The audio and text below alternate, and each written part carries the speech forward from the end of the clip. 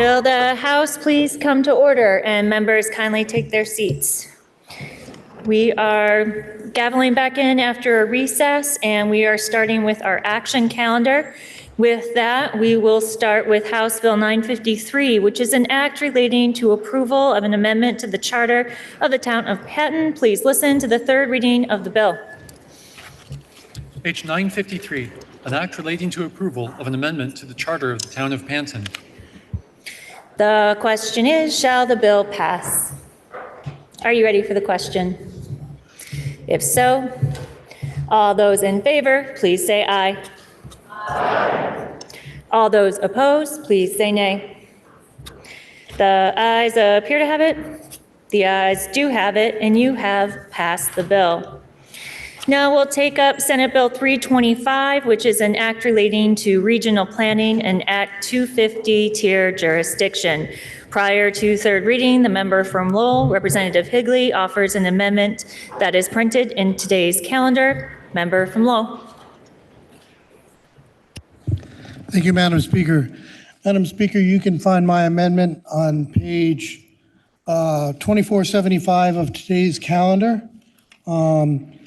H70 was introduced last year in regards to Act 59, which is trying to secure 30% of our land conserved by 2030 and 50% by 2050.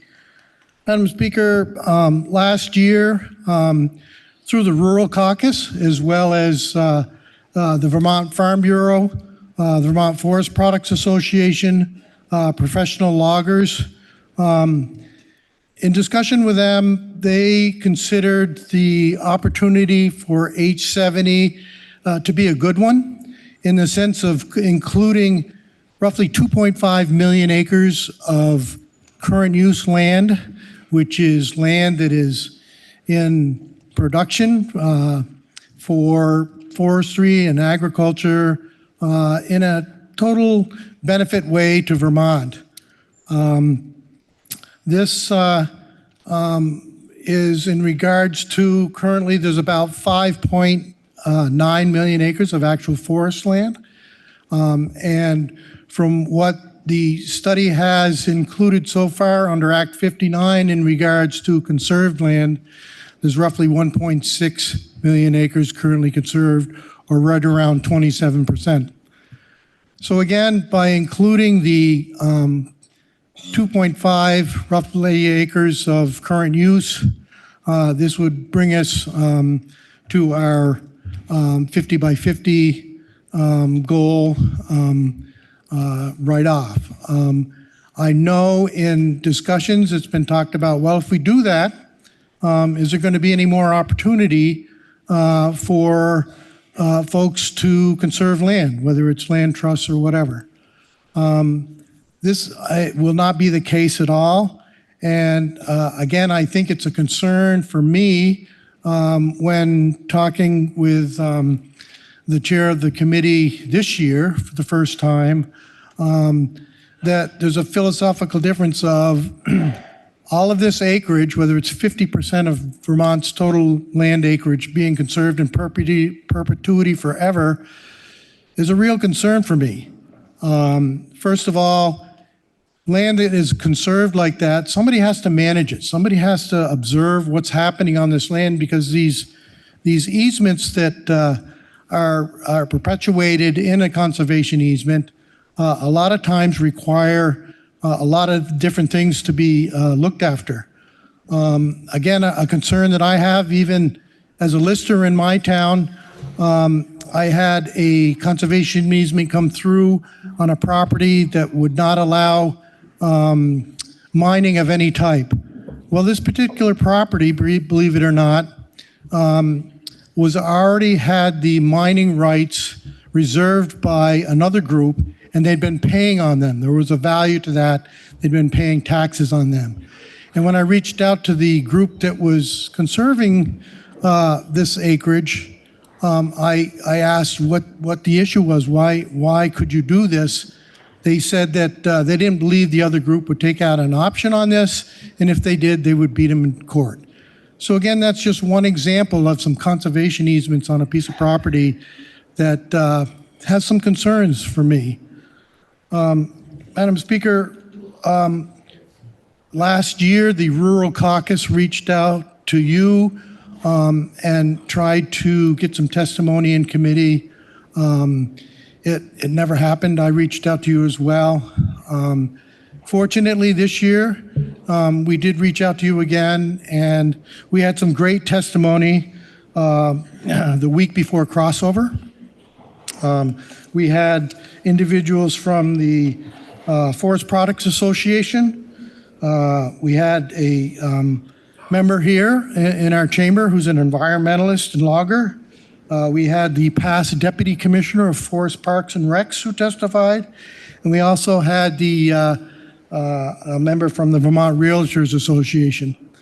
Again, it was great testimony.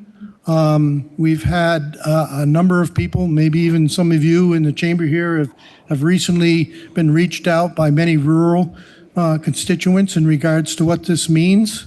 And again, I think it's an opportunity for us to listen to the folks in the rural communities.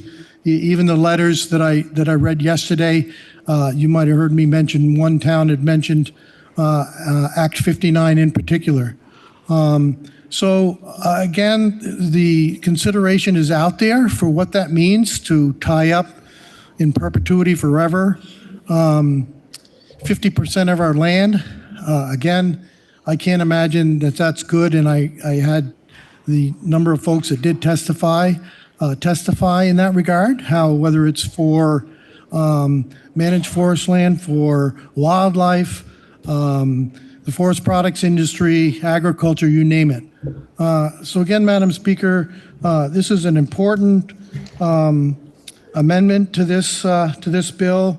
I think it's important too, as well, to understand that even in Act 59 and Act 181, the charge or the act talked about it's an act regarding biodiversity and community resilience.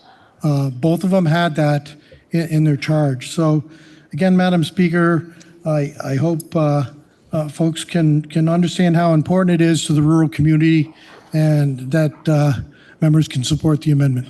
Thank you. Member from Heartland, what is your point of order? Madam Speaker, S.325 doesn't address what constitutes conserved land in the conserved land inventory. So this amendment relates to a different topic that introduces an independent question and changes the scope of the bill. So I do not believe it's germane to the bill. Can I see members up at the podium, please? The House stand at ease.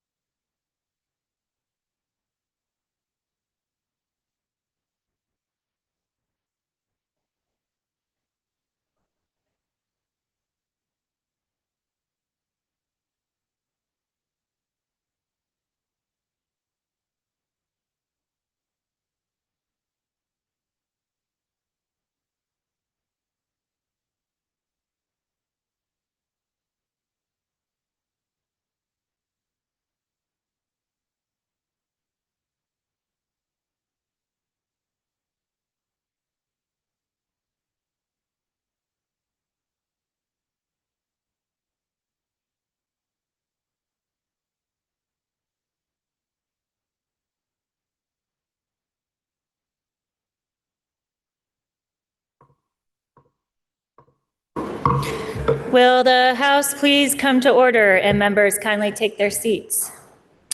Member from Heartland, I find your point of order well taken. Senate Bill 325 pertains to regional planning and Act 250 tiered jurisdiction, but the amendment that has been offered by the member from Lowell would amend what constitute conserved land in the conserved land inventory. That is a different topic. It would introduce an independent question and change the scope of the bill. Therefore, I again find your point of order well taken, because under our rules, the amendment is not germane. So with that, now prior to third reading, the member from Williamstown, Representative Dobrovich, offers an amendment that the first assistant clerk emailed to members at 11:47 today. This amendment is also posted on the House Overview webpage, and paper copies are available at the main table. Member from Williamstown.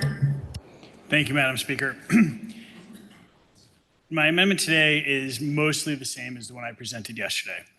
I took the time to reflect on what I heard from the Committee on Environment, and I removed the last sentence, which gave the municipalities the final say, and I changed the date back to the date that was passed by the Senate to 2030.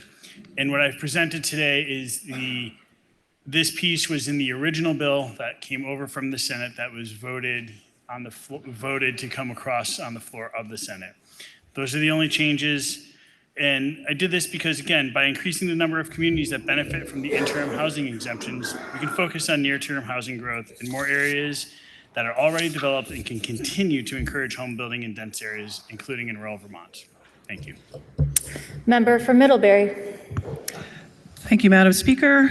On a straw poll vote of 8-3-0, your Committee on Environment found this amendment unfavorable, and we ask you to please vote no. The issues remain the same today as yesterday. The amendment would affect towns that depend on Act 250 for review of larger developments, and they have not been asked if they want this change. Again, we ask you to please vote no on this amendment. Member from Fairhaven. Madam Speaker, while Ways and Means appreciates the presenter's efforts to make this amendment more favorable, we found this amendment to be unfavorable on an 8-2-1 straw poll vote. So the question is, shall the House amend its proposal of amendment as offered by the member from Williamstown? Are you ready for the question? Member from Cavendish. Thank you, Madam Speaker.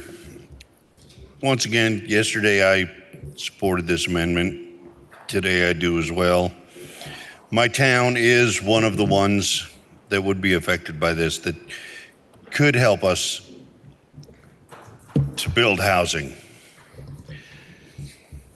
We have no zoning, but we do have sewer. I've found so far 1, 2, 3, 4, 5, 6, 7, 8, 9 other towns this would affect: Orleans, Barton, Glover, Lunenburg, Williamstown, Roxbury, Bridgewater, Heartland, and Vernon. Yesterday's amendment was stronger. It included the municipalities in it. Today's is back to the Senate's, and I urge the body to support this as it would help our towns. Thank you. The question is, shall the House amend its proposal of amendment as offered by the member from Williamstown, member from Hartford? Thank you, Madam Speaker. I do appreciate the efforts that were made to improve this amendment, but I think the other objections still stand on this, mainly that the committee looked at this.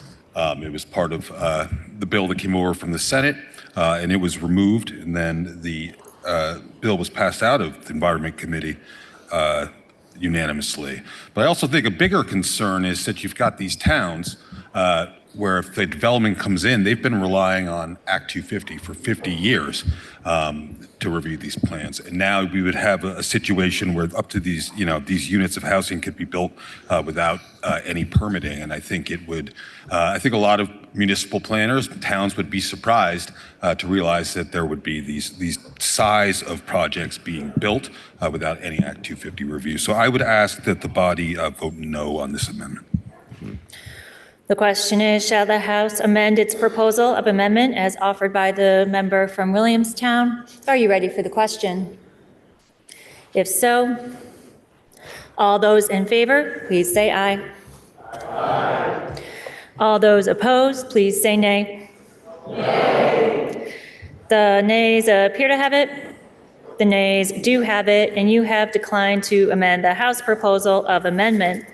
Now, prior to third reading, the member from Berry City, Representative Booton, offers an amendment that the first assistant clerk emailed to members at 12:32 today. This amendment is also posted on the House Overview webpage, and paper copies are available at the main table. Member from Berry City. Madam Speaker, I would rise to introduce you to my wetlands amendment. I found a way.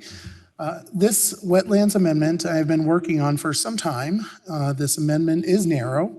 It has a limited impact on wetlands. It does not apply statewide to every project. It does not open the door to unlimited development in sensitive areas. What it does is simple.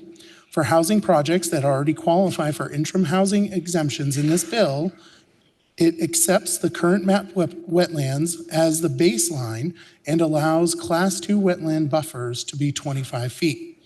That is important. Vermont is in a serious housing crisis. According to the information provided by ACCD, Vermont needs thousands of additional homes every year to meet demand, and yet only 3 states in the country issued fewer housing permits than Vermont in 2024. This is not an abstract debate. This is affecting working families, seniors, young people, employers, municipalities, and our tax base. The Agency of Natural Resources attempted to pass similar language. This amendment applies to housing and mixed-use housing projects in areas where the state has already said it wants growth to happen. Downtowns, village centers, growth centers, neighborhood development areas, Tier 1A and Tier 1B areas, in locations that meet the Interim Act 250 housing exemption. It is also important to note that local zoning still applies. Historic preservation still applies. River corridor rules still apply. Stream alteration rules still apply. Wastewater and water treatment requirements still apply. That matters because we cannot keep saying we want housing in our designated growth areas and then regulate those same areas as if they are remote, undeveloped land.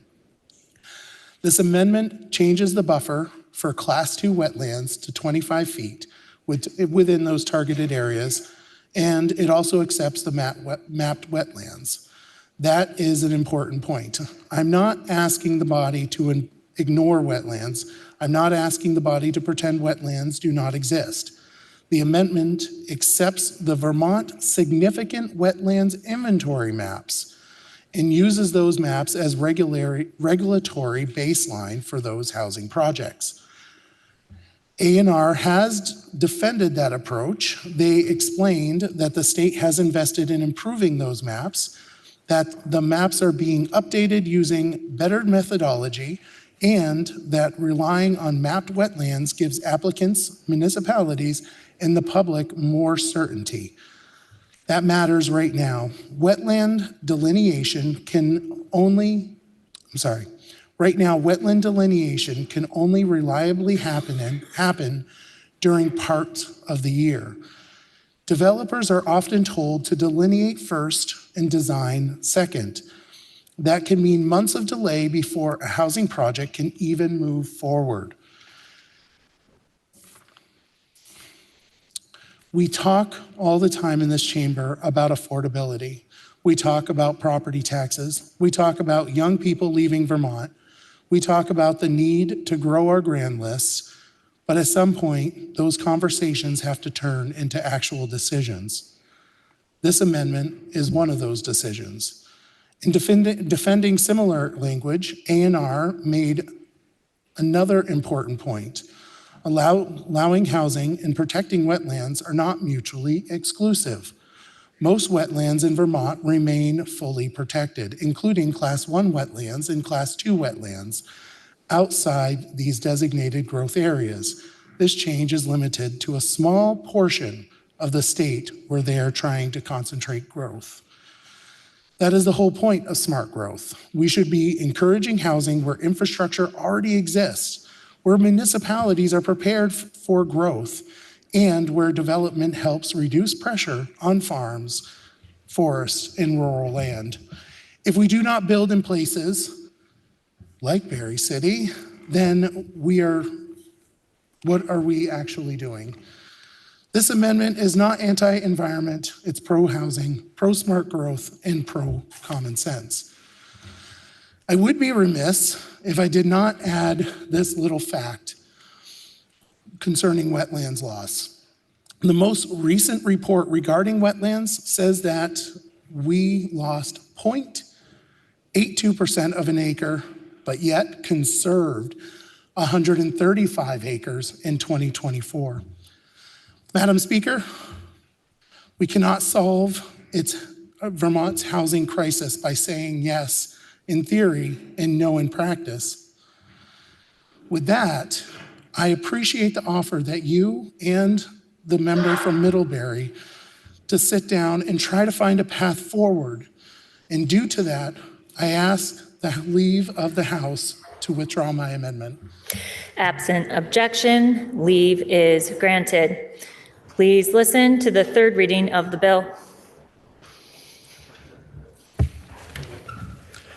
S.325, an act relating to regional planning and Act 250 tiered jurisdiction.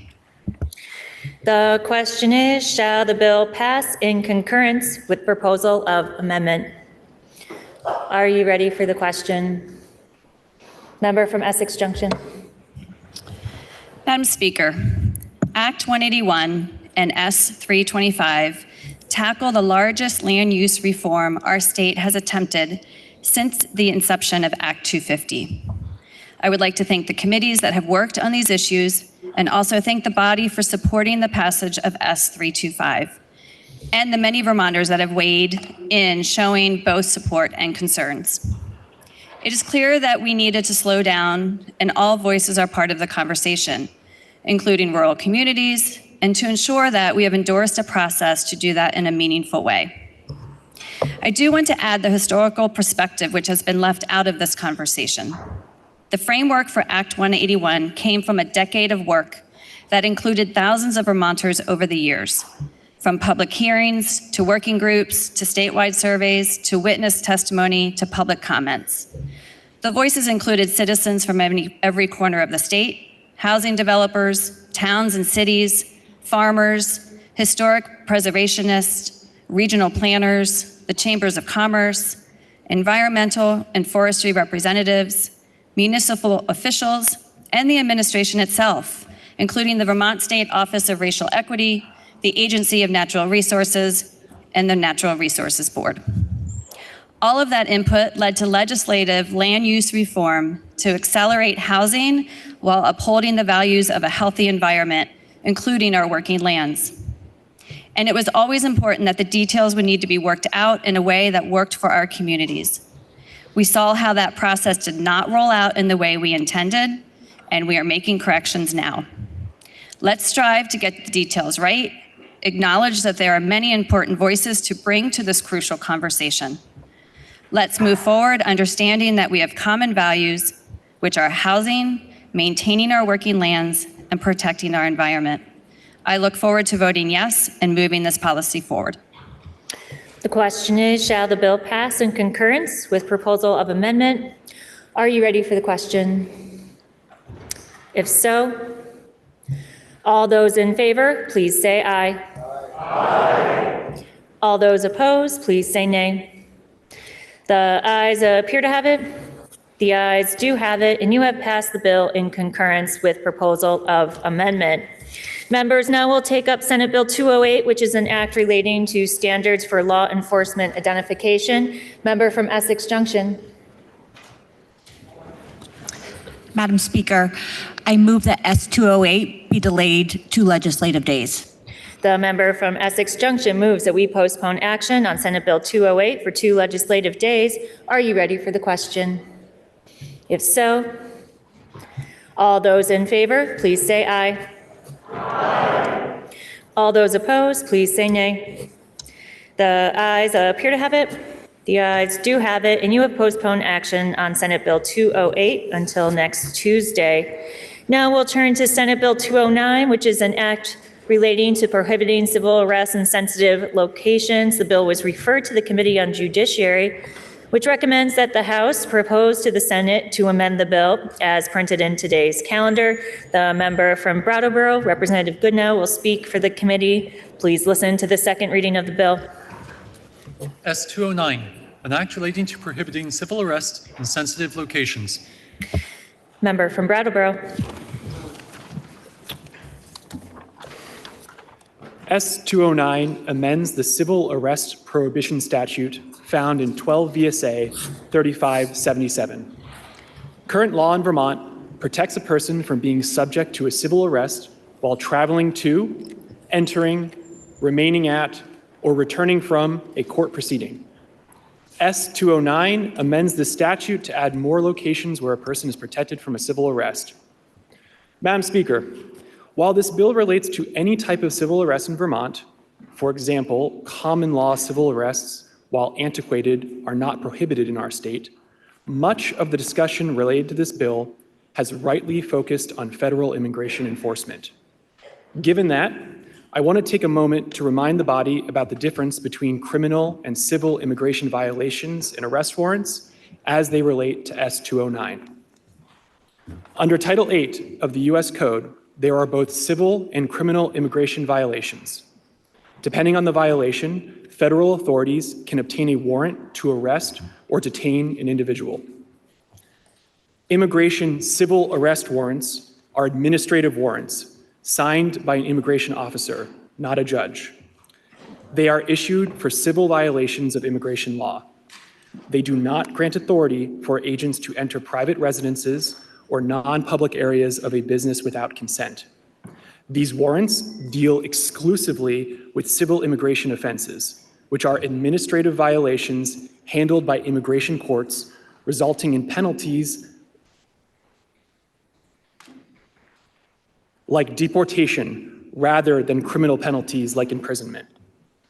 Examples of this type of violation include overstaying a visa, unlawful presence after legal entry, unauthorized employment, and violating non-immigrant status terms. On the other hand, criminal immigration arrest warrants are judicial warrants issued and signed by a judge or magistrate. It is based on a probable cause that a crime was committed and grants law enforcement the authority to enter private property to make an arrest. These warrants deal with criminal immigration offenses, which are federal offenses punishable by fines and imprisonment, which are distinct from civil immigration violations.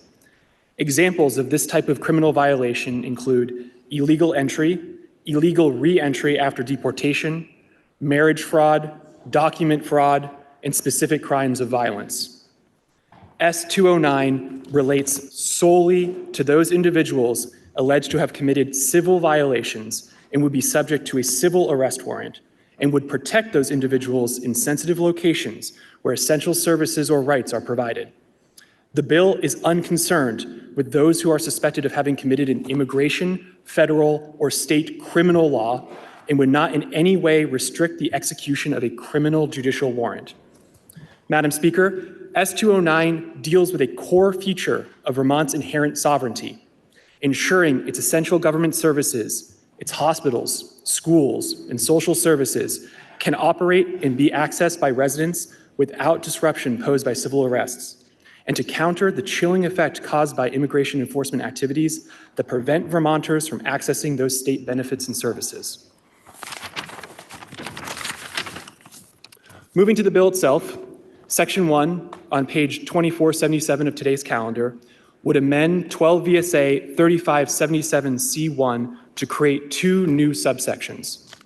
Subsection A would expand the court proceeding civil arrest protection to protect persons while traveling to, entering, remaining at, or returning from an education institution. Those institutions include public schools, independent schools, regional CTE centers, education programs approved by the State Board of Education, pre-qualified kindergarten locations, post-secondary schools, education programs operated by the BOCES, tutorial programs, and adult education programs. The protections also extends to grounds operated by, activities sponsored by, transportation provided by, and programs related to those educational institutions. The new Section B of 12 VSA 3577C1 creates a section for protecting individuals from civil arrest while on the premises of the following locations: buildings owned and wholly controlled by the state or a political subdivision of the state, where members of the public may enter in order to conduct government business; offices operated by the Department of Motor Vehicles that are open to the general public, like the DMV; public libraries; polling places; social services establishments, which include but are not limited to crisis centers, domestic violence shelters, victim service centers, child advocacy centers, supervised visitation centers, family justice centers, facilities that serve disabled persons, homeless shelters, substance use disorder counseling and treatment facilities, and establishments distributing food and other essentials of life to people in need. Continuing with the list, places of worship, facilities licensed as a children camp or a day camp or summer camp, and finally, healthcare facilities. There are exceptions currently in statute where a civil arrest may take place in a court proceeding. These exceptions will also apply to the newly added locations. Any civil arrest pursuant to a judicial warrant or court order may still occur, or a civil arrest for contempt of court or to maintain order or safety in the court where the proceeding is occurring. In subdivision C3, titled Remedies, on page 2478 of today's calendar, amends language in subdivision A in two ways. First, it removes the words "or assisting" before the words "an arrest" to clarify that only a person who is actually executing a civil arrest would be subject to false imprisonment or contempt proceedings. This narrows the scope of prohibited conduct and helps to clarify where the law may have been unclear before. Secondly, because more locations are protected from civil arrests and are added to the bill, the existing remedy of contempt of court is clarified to only be available for a civil arrest that occurs in a court proceeding. This is because originally the prohibition only applied to court proceedings. The rest of the remedies remain the same as existing law as last amended in 2022. The next proposed change in current law is found in section 4 on page 2479 of today's calendar, which is the definition section, subdivision C4. There are two exceptions added to the definition of civil arrest, specifically that it does not include temporary custody of a person experiencing a mental health crisis pursuant to 18 VSA 7404 or 7504 or 7505, I apologize. Further, the definition of education institutions is added, which I detailed earlier. Additionally, definitions of children's camps, healthcare facilities, polling places, and public libraries are added with the cross-references to those definitions in existing Vermont law. Finally, Section 2 would cause these amendments to 12 VSA 3577 to take effect on passage. Madam Speaker, through principles of federalism and the 10th Amendment, Vermont is empowered to control the use of its own facilities, manage its internal affairs, and direct the control of its officials without federal interference. S.209 clearly establishes that control and protects Vermonters' access to essential services and engagement in essential activities. I liken the protections of state sovereignty in this bill to a fence. S.209 expands that fence to protect those essential government functions and services beyond only court proceedings. The right to build the fence is settled law. The scope and shape of the fence is decided by us and may be clarified by the courts. Critically, S.209 clearly establishes what we as Vermonters feel are those services and benefits that should be within the fence of protection. Madam Speaker, we heard from the following witnesses: the Executive Director from the Vermont Medical Society, the Migrant Justice Leader from Migrant Justice, the Director of Policy and Legislative Affairs from the Attorney General's Office, the Director of Policy from the Vermont Network Against Domestic and Sexual Violence, the Director of the Pediatric Global Health a lobbyist from the Vermont Library Association, the Deputy Secretary of State from the Secretary of State's office, General Counsel from the Governor's office, a member of Migrant Justice, the Senior Executive Director from the Vermont Principals Association, the Executive Director from Spectrum Youth and Family Services, the Advocacy Director from the ACLU of Vermont, Legislative Counsel from the Office of Legislative Counsel, the Municipal Policy and Advocacy Specialist from the Vermont Leagues of Cities and Towns, a Reverend from the Vermont Interfaith Action, and the Director of the Civil Rights Unit of the Office of the Attorney General. The bill was reported favorably out of the House Judiciary in a vote of 6-5-0, and the committee respectfully asks the House to join us in supporting its passage. And now the member from Bennington, Representative Greer, offers an amendment to the report of the Committee on Judiciary that is printed in today's calendar. Member from Bennington.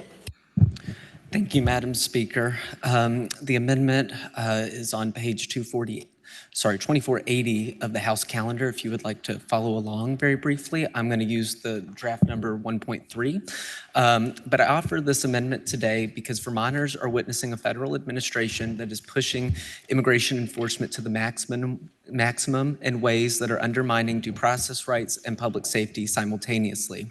We're all seeing this play out in real time. So my amendment to S.209 is simple in that it officially ends the statutory exemption for the governor to allow a municipality or law enforcement agency at the local or state level to enter into a so-called 287G agreement. We should not put our governor or any future governor in a position to make decisions such as this independently of the legislature, especially since we have put into statute several limitations on these kinds of agreements. Now, there is a whole lot of information out there about 287G agreements, and particularly the recent surge in agreements going into force around the country that deliberately put our immigrant communities in danger and further erode trust in our law enforcement agencies that have been honest about their capacity and capability that they cannot handle these kinds of agreements to begin with, as it diverts resources from the other important public safety work that they have been properly equipped to handle. I bring this amendment to the floor because while we are talking about sensitive locations and the list of protected places, what we should also examine is how location is data as well. How data can be used to inform where someone is located through sensitive information given through these agreements. And that's exactly what 287G agreements enable.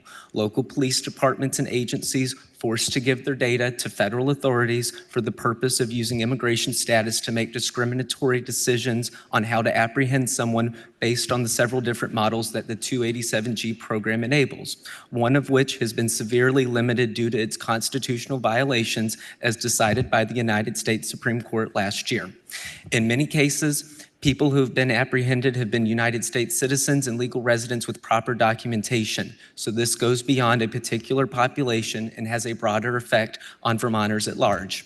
However, this morning, the Judiciary Committee heard my amendment today and found that it is not germane, and I respect their decision on that. And I believe that there will be a few different opportunities in the coming few days to bring this amendment forward again where it may be found germane. So with that, I do ask leave of the House to withdraw my amendment, and I encourage any members who want to support this effort to reach out at any point in the coming days to learn more or find a way to help protect Vermonters' information and support our immigrant community. Thank you, Madam Speaker. Absent objection, leave is granted. So the question is, shall the House propose to the Senate to amend the bill as recommended by the Committee on Judiciary? Member from Sheldon. Madam Speaker, I've had a unique perspective of seeing this from an angle of law enforcement and experience for many years. I'd like to share a few of my observations. The first observation is Vermont law enforcement officers do not conduct civil immigration arrests under our existing fair and impartial policing policy. In fact, Vermont law does not even make civil arrests of any kind without warrant, immigration or otherwise. That is not part of our legal framework. We do, however, have rare instances when Vermont law enforcement does arrest on civil warrants, and these are reserved typically for sheriff's offices. These are also handled quite differently than a typical criminal arrest. This bill attempts to solve a problem Vermont police are not creating. Another concern is that 209 may increase officer hesitation, further causing officer and public safety issues by exposing officers to personal lawsuits, damages, and legal consequences during rapidly evolving situations where split-second decisions are often necessary. I'm fearful that the weight of these concerns could cause reluctance to one another, to help one another, and jeopardize long-standing partnerships between our federal partners. I'm also concerned the bill creates a false sense of security for those it means to protect by suggesting certain locations are fully protected from federal immigration enforcement, especially given the recent Ninth Circuit Court of Appeals decision. It is dangerously disingenuous, in my opinion. This legislation, to be truly effective, needs to begin by our federal representatives in Washington. Thank you for listening. Member from Essex Junction. Madam Speaker, I rise in support of S.209. At its core, this bill is about ensuring that Vermonters can safely access essential institutions and services without fear of warrantless civil arrest. Whether someone is bringing their child to school, seeking medical care, visiting a public library, accessing a shelter, or exercising their right to vote, those spaces should remain accessible and trusted. S.209 builds on protections Vermont already recognizes in our courts and extends them to other sensitive locations central to public life and community well-being. Importantly, this bill does not prevent criminal enforcement and does not prohibit arrests based on judicial warrants. It addresses civil arrest without judicial warrants, including administrative immigration warrants. This legislation reflects a simple principle. People should not be deterred from seeking education, healthcare, shelter, public services, or civic participation because of fear that entering those spaces could expose them to civil detention. S.209 also maintains accountability by preserving existing legal remedies for violations of these protections. This is a measured bill grounded in public access, community trust, and the continued functioning of institutions Vermonters rely on every day. I urge the body to support 209, and when the vote is taken, I ask that it be taken by roll. The member from Essex Junction requests that when the vote is taken, it be taken by rolls. The member sustained. The member is sustained. When the vote is taken, it will be taken by roll. The question is, shall the House propose to the Senate to amend the bill as recommended by the Committee on Judiciary? Are you ready for the question? Member from Rutland City. Madam Speaker, may I question the presenter from Brattleboro? The member from Brattleboro is interrogated. Just a clarification. Whether or not Ledge Council or the Judiciary Committee reviewed this bill for potential supremacy clause or federal preemption issues, particularly given that the definition of civil arrest explicitly includes immigration-related proceedings. Yes. Thank you. Are you ready for the question? Member from Winooski. Madam Speaker, fear keeps people from seeking medical care or contributing to our communities and accessing essential services, which just perpetuates poverty, it deepens inequities, and it harms our public health. But S.209 helps to ensure that public spaces remain accessible, safe, welcoming to us all, while maintaining the important exceptions for judicial warrants and court safety. Are you ready for the question? If so, will the clerk please call the roll? Arsenault, Williston. 2 minutes.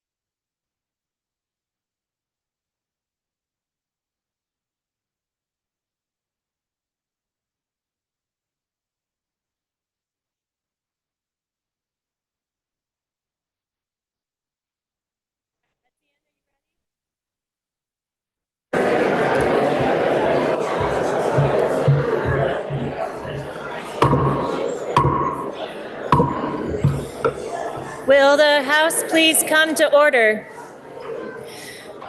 Will the House please come to order and members kindly take their seats? I would like to remind members that we are in the middle of a roll call vote. Members and guests are prohibited from using computers, phones, or any type of an electronic device. Please refrain from the passing of notes and conversation during a roll call.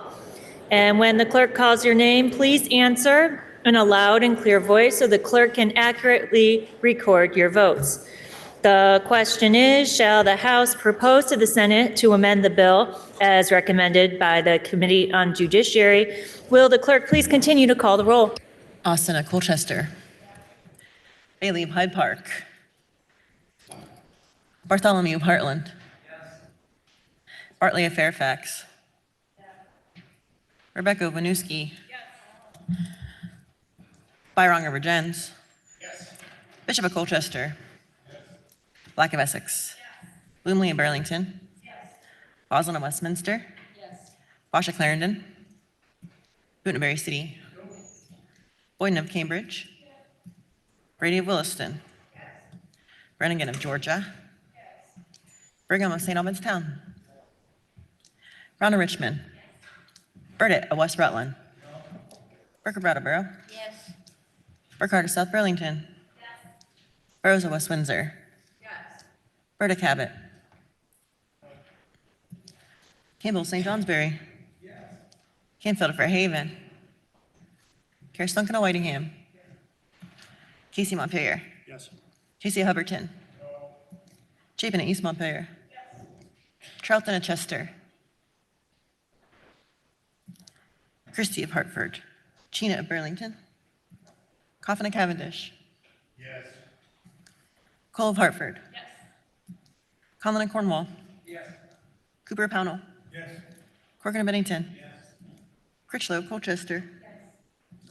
DeMar of Venusburg. Dickinson of St. Albans Town. Dobrovich of Williamstown.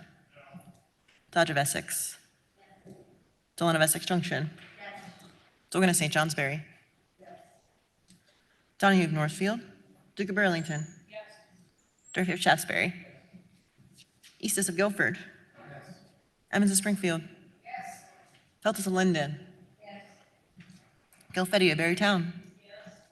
Garifano of Essex. Goldman of Rockingham. Goodnow of Brattleboro. Ghostland of Northfield. Branning of Jericho. Greer of Bennington. Gregoire of Fairfield. Hango Berkshire.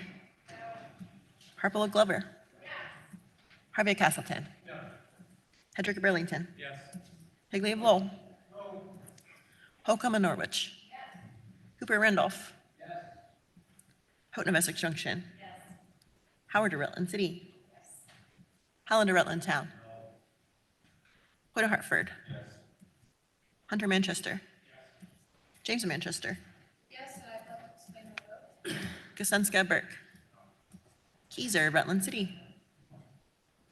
Kimball Woodstock. Klepner of Burlington. Kornheiser of Brattleboro. Cresno South Burlington. Labor of Morgan. Lally of Shelburne. Lamona South Burlington. Lamont of Morristown. LaRush of Franklin. Lipsky of Stowe. Logan of Burlington. Long of Newfane. Long of Milton. Leaders of Lincoln. Luno of St. Albans City. McGuire of Rutland City. Malay of Pittsburgh. Marcotte of Coventry. Maslin of Thetford. McCann of Montpelier. McCoy of Pulteney. McGill of Bridgeport. Nicholas of Milton. Mahaly of Calais. Minier of South Burlington. Morgan Ella Milton. Morgan Emma Milton. Morse Springfield. Morrissey of Bennington. Morrow of Weston. Rowicki of Putney. Nelson of Derby. Nielsen of Brandon. Niagara of Bennington. North of Ferrisburg. Loyce of Wolcott. Nugent of South Burlington. O'Brien of Tunbridge. Bodie of Burlington. Oliver of Sheldon. Olson of Starksboro. Page of Newport City. Parsons of Newberry. Pezzo of Colchester. Pincinel of Dorset. Patcha Heinsberg. Powers of Waterford. Priestley of Bradford. Richard of Pollitt. Quimby of Linden. Rachelson of Burlington. Sekowitz of Randolph. Shai of Middlebury. Scully of Burlington. Sheldon of Middlebury. Sibylla of Dover. Susie of Berrytown. Southworth of Walden. Squirrel of Underhill. Steady of Milton. Stevens of Waterbury. Stone of Burlington. Sweeney of Shelburne. Taglavia of Corinth. Taylor of Mendon. Tomlinson of Winooski. Torrey of Moretown. Walker of Swanton. Wazazak of Berry City. Waters Evans of Charlotte. Wells of Brownington. White of Waitsfield. White of Bethel. Winter of Ludlow. Wood of Waterbury. Yakavoni of Morristown. Bailey of Hyde Park. Bosch of Clarendon. Christie of Hartford. Gina of Burlington. Donahue of Northfield. Logan of Burlington. Mahali of Callis. Nielsen of Brandon. Odie of Burlington.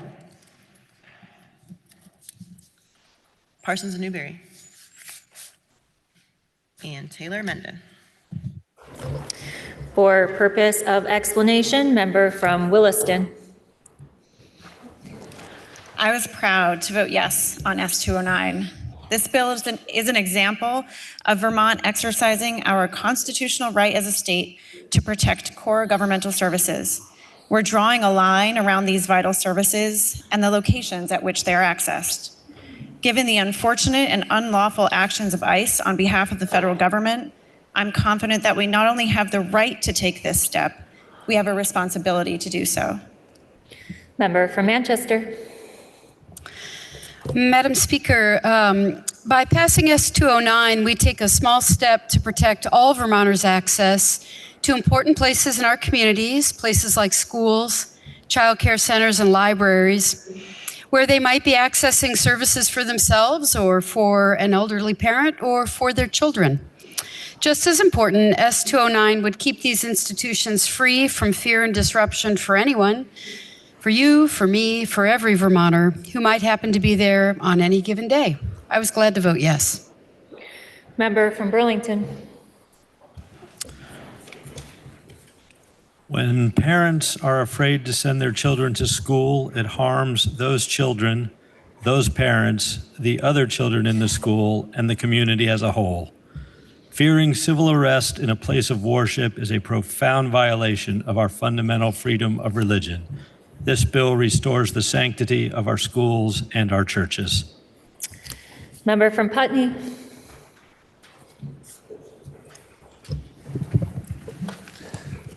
Madam Speaker, it was noted yesterday that the previous bill brought hundreds of people to the State House to be heard. I note that this issue, addressed in S.209, is one of the issues that brought thousands to the State House. Thousands more came out in Brattleboro, thousands in Burlington, and thousands across the state of Vermont. Thousands and thousands of Vermonters want to be heard on this and address the atrocities on behalf of the current regime in the White House. My vote for S.209 tells those thousands of Vermonters we're listening. Member from Burlington. Madam Speaker, someone asked me if I thought his pregnant wife needed to seek medical treatment. She was bleeding and they were too afraid to seek medical assistance. My hope is this bill will make a difference. Member from Waitsfield. Madam Speaker, I voted yes on S.209. This bill furthers protections for Vermonters, allowing them to carry on with their daily lives, going to school, to the library, to the doctor, to social services, without fear of being civilly detained for immigrations and customs violations unless a judicial warrant has been attained. We all are aware of situations across this country and in our state where immigration and customs enforcement has gone awry, needlessly detaining, harming, and in some situations even killing innocent Americans. This bill aims to stop such miscarriages of justice. ICE officials may still pursue their work, but with clearer guidelines that better protect Americans and Vermonters. Member from Essex. Madam Speaker, may I explain my vote? You may. I rise to give my resounding support of S.209. This bill came from a groundswell of support from around the state, from immigrants, allies, and service providers. We heard loud and clear that Vermonters do not want to allow our churches, schools, and essential public buildings to fall under the violence that we witnessed around the country and in our own city of South Burlington. Since 1993, presidents from both sides of the aisle have protected these locations from civil immigration enforcement to one degree or another. That is no longer the case. And as a result, we're seeing that 73% of immigration arrests are on individuals without any conviction. Vermont must stand with immigrant rights and by so doing, protect due process and civic life. Members, please listen to the results of your vote. Those voting yes, 109. Those voting no, 30. The ayes have it, and you have proposed to the Senate to amend the bill. Now the question is, shall the bill be read a third time? Are you ready for that question? If so, all those in favor, please say aye. Aye. All those opposed, please say nay. Nay. The ayes appear to have it. The ayes do have it, and third reading is ordered. Members, the final bill on our action calendar today is House Bill 933, which is an act relating to miscellaneous administrative and policy changes to the tax laws. The Senate passed the bill in concurrence with a proposal of amendment that is printed in today's calendar. Member from Woodstock. Madam Speaker, H933 is a miscellaneous tax bill. The Senate voted it out on Friday, May 1st, and we took it up on Tuesday, May 5th. And we found that there are significant differences between what the Senate thought was appropriate and what we felt was appropriate. So with the time remaining, we felt it is best to ask for a committee of conference to see if we can resolve our differences. So to not concur, but ask for a committee of conference. The member from Woodstock moves that the House refuse to concur in the Senate proposal of amendment and that a committee of conference be appointed. Are you ready for the question? If so, all those in favor, please say aye. Aye. All those opposed, please say nay. The ayes appear to have it. The ayes do have it, and you have refused to concur in the Senate proposal of amendment and requested a committee of conference. Pursuant to your action, the chair appoints the following members to serve on the part of the House: the member from Brattleboro, Representative Kornheiser, the member from Fairhaven, Representative Canfield, and the member from Woodstock, Representative Kimball. Members, that completes the orders of the day. Are there any announcements? Seeing none, member from Poultney, can you please offer us a motion to adjourn until Friday, May 8th at 9:30 a.m. Madam Speaker, I make a motion this body stand in adjournment until Friday, May 8th, 2026 at 9:30 a.m. You have heard the motion. Are you ready for the question? If so, all those in favor, please say aye. Aye. All those opposed, please say nay. The ayes appear to have it. The ayes do have it, and this body stands in adjournment until tomorrow at 9:30 a.m.